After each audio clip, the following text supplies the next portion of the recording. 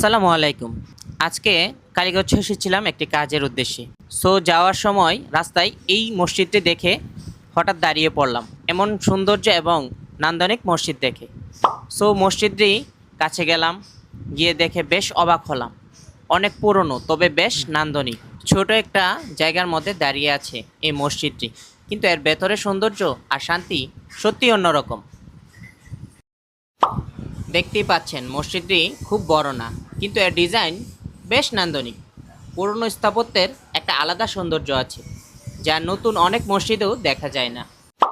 চারপাশে ছোট্ট একটা এলাকা, কিন্তু মসজিদটা যেন এই এলাকার মানুষের আধ্যাত্মিক কেন্দ্র। বছরের পর বছর ধরে মানুষ এখানে নামাজ পড়ছে, দোয়া করছে। এই মসজিদের আঙিনায় একটি বকুল ফুলের গাছ আছে, নিচে অনেকগুলো ফুল পড়েছিল, আমি হাতে নিলাম। দেখেন কত সুন্দর। যদি এই ভিডিওটি আপনাদের কাছে ভালো লাগে তাহলে অবশ্যই ভিডিওটি শেয়ার করবেন।